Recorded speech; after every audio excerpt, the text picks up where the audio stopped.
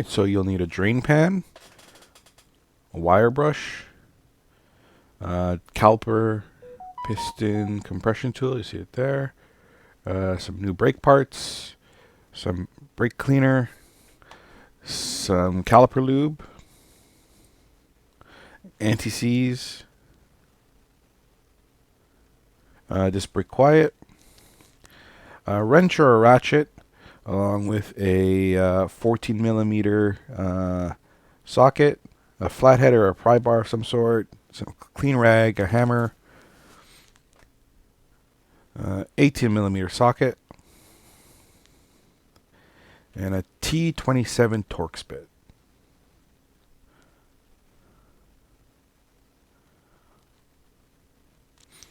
Alright, so we can see the brakes here. So you're just going to inspect, check the rotor if the rotor needs to be done. In this case, for this car, I just need to do the pads. But you also want to double check, make sure the rotor is good, it's in good condition. This one here definitely will need to be changed next time around. You can also inspect your pads through here too if you need to.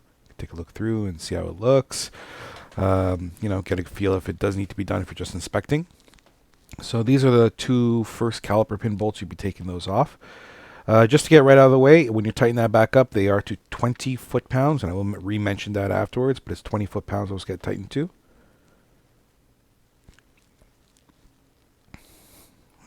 Just the camera.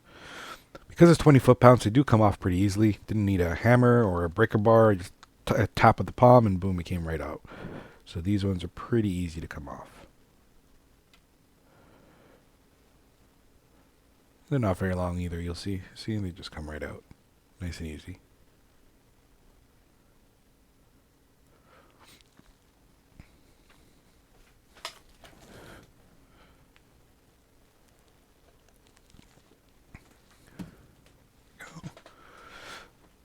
So hopefully it slides right off. If not, this is where the flathead or a pry bar will come in handy. You just pry it right out. So I'm just going to take it. Now, if you are changing the rotors, doesn't matter. You can pry against the rotor because you're getting rid of it. But in the case here, since we're keeping the rotors, I'm prying in different spots. So I'll either pry at the side there or at the top where I pointed. So I don't damage the rotor, put any, any strain on the rotor, any dents or dings or things like that. And now when you're putting your caliper up, now I just place it on the top there. Really, as you see here, you should hang it up there and use like a jumper cable, tie downs or something, just to be safe. Now I'm not doing the rotors here, but this is where you would use your 18 millimeter and you would take those off to take the rotors out. Not doing the rotors, so it's not a big deal here. Just so you know, those are to 140 foot-pounds. So you can see the pads there. And those are the points now, because again, I got to get these pads out and they kind of get stuck into the brackets. So I'm going to see here, I'm going to tap them out. Now I'm not tapping on the rotor, I put it on the pad and I'm going to tap it out that way so I don't, again, damage it. Now if I was actually doing the rotors, I would just probably just wedge it right in there and push against the rotor and pop it off. But I want to keep the rotors in as good a condition as possible. So as you can see here, a little bit of a better angle. Just going to tap it out. The top and bottom edges. Just get it to come right out there. See? And boom. Nice and easy. These pads aren't in terrible condition, but they were starting to get close to the squeal sensor, so that's why we decided to do them. I've seen cars far worse, but still, they're on their last legs for sure. They were getting there.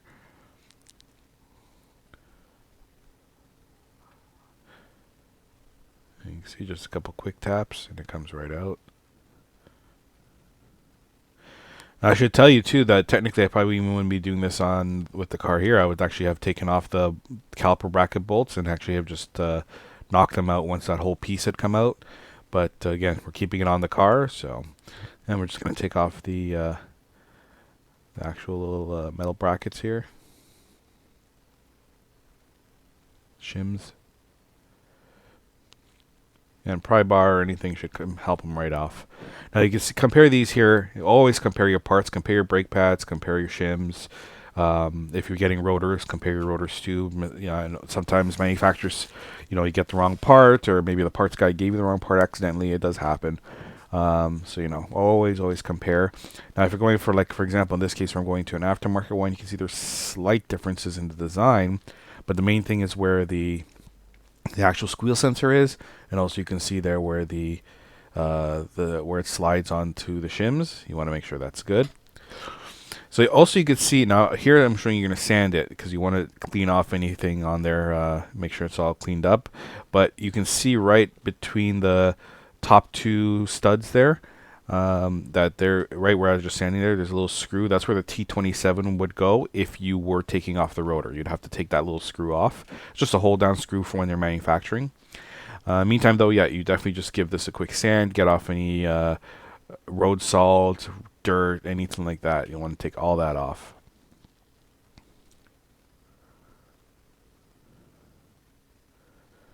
So again, I'm just talking here. Those are the two bolts you would take out in the back. I would have done it earlier, though, if I was doing the rotors. And you can see here I was talking about the T27. That just goes right in there. There you go. A little rusty, but you can see it. T27. But we're not doing that. So normally this would come off. And if you need to, you could take a hammer and tap the back. Sometimes road salt or rust will accumulate and form kind of a seal and not allowed to come off. But if you're taking off the rotor because you're doing it, you can tap it around the center hub, around the back, and it'll pop off. And then when you put it on, make sure you clean up and sand and put some anti-seize on that hub on the back, should you be doing it. But like I said, unfortunately, I'm not showing you this time because we're not doing it. So now we're going to clean up here. Just get our wire brush and just clean these areas. It doesn't have to be perfect. It doesn't have to be super shiny or anything. It's just a matter of getting off everything so the mounting point for when the new shims go on is as smooth as possible. You don't want anything accidentally lifting it up. I mean, it should be fairly okay, but sanding it just helps keep it smoother and also just makes it a little bit easier. One, for putting it on, and two, when you got to take it off in the future.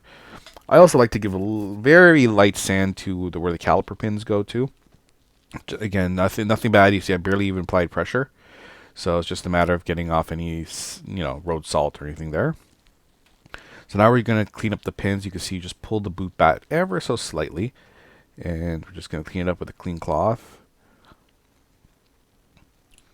And as I clean, I actually just spin it in there, and that kind of takes majority of the stuff off. And then we're going to put our caliper lube on there. I got a little bit on the end too, so clean up as best as you can. It doesn't have to again be perfect, but the more you get off, the better. This is actually in pretty good condition. It's still showing pretty yellow.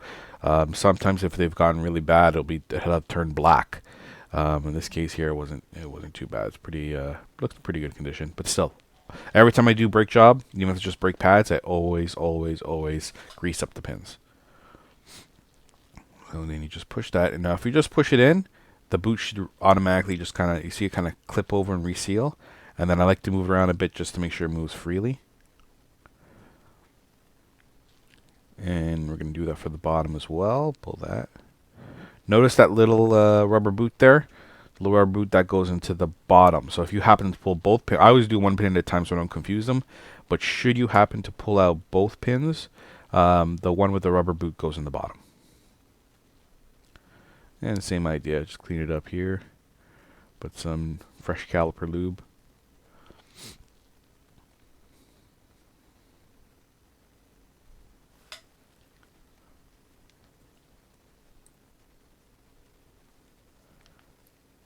And you want to make sure it's coated well. You don't want to put too little, otherwise it'll start getting friction and stuff with movement. But you don't want to put too much because then it'll leak out of the boot and allow dirt to come in. So you want a good coating, but it doesn't have to be anything crazy.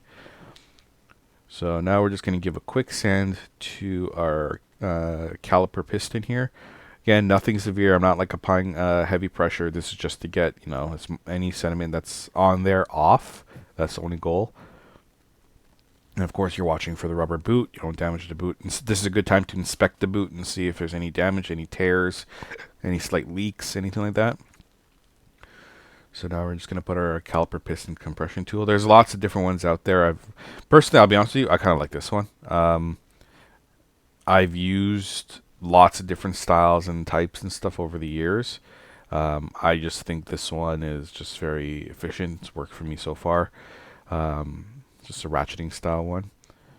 Now, when you're pushing in your piston, you want to make sure you're doing it where you can inspect, because you want to make sure the piston doesn't bind on the rubber boot, anything like that. So It's always good to do it kind of facing it directly, so you can just kind of keep an eye on it, make sure it doesn't. If it binds out, you stop and try and fix the bind, or maybe depending how bad it is, maybe you have to replace it, but or service the piston itself.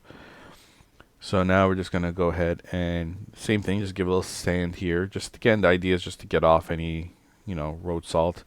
Living in Canada, stuff that is a bit of a problem, so I always like to clean that up. But some areas, like if you live in southern U.S. or something, not so much of an issue. Just spray some brake cleaner down. You see how my drain pan underneath, collect all that stuff. That stuff is not the best for you, and not the best for your driveway too. So yeah, just sprayed it down and allowed it to run into my drain pan.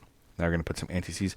Some people put anti-seize across the entire rim's mounting surface.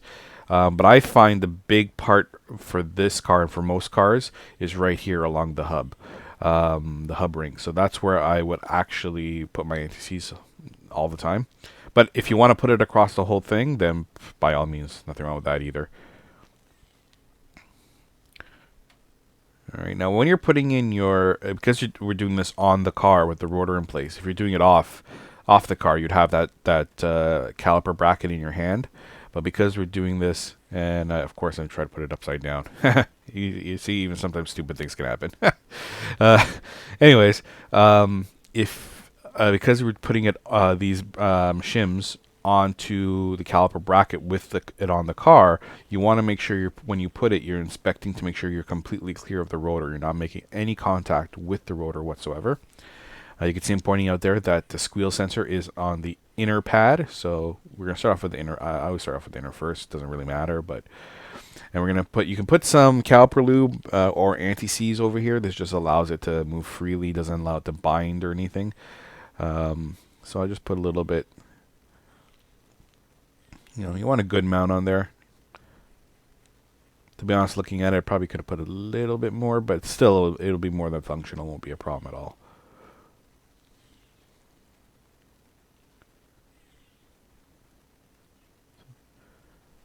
And then we will do the same for the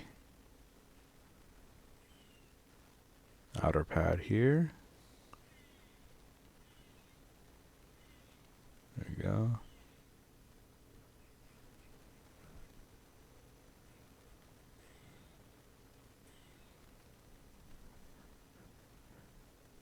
And it's installing. It should, if it all goes well, it should just install nice and smooth right on there. Yeah, sometimes these things they bind a little onto the shims or whatever, but you see this went on nice and smooth, no issues. So I'm just gonna take some disc brake quiet, and we're gonna spray it just along the back of the pad. You can do this with off the pad if you prefer. Probably for the best, I'll be honest with you, so you don't accidentally get any on the rotor. But for me, I'm not worried about getting on the rotor. You can see I did get a slight touch of it on the rotor hub area, but that doesn't matter. It's really just you don't want it on the rotor itself. So now we just put our caliper on, and then we get our pins. As mentioned before, if you are doing your rotors, those caliper bracket bolts, they go to 140 foot-pounds. And these ones here, the caliper pin bolts, these are only to 20 foot-pounds. Now, what I normally do is I would tighten one to basically hand tightish. Then I'll do the other one, so the opposing one, and tighten that one fully to its full torque, and then go back to the original one. So there I stopped kind of hand tight. This one here I'll go, and you should have your torque wrench. You shouldn't be doing this just with a regular ratchet if you want to be super precise. And then I go back to the top one and make sure it's nice and tight too. And then you are good to go. So you may be wondering how you do the setting for the brakes. So that's just a matter of first making sure you're in a safe area. Make sure there's not a lot of traffic or anything like that, because you're going to have to be doing some accelerating and light braking just to set in the brakes. So that's a matter of accelerating up to about 20 to 30 kilometers an hour. It's roughly 15 to 20 miles per hour. And then braking. And then when you brake, you don't just come to a dead stop. You allow the car to just stop down to a couple miles per hour, a couple kilometers per hour, and then you start accelerating again.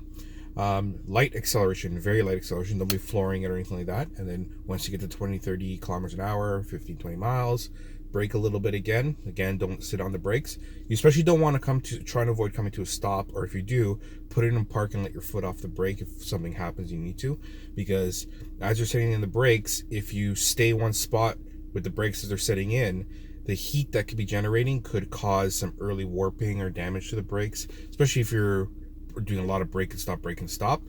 So you want to make sure that you're you're avoiding that for this first little bit. So here you see right now I'm just going to get up right about 20 kilometers an hour here. I'm braking down just under 10 there. We're going to go back again.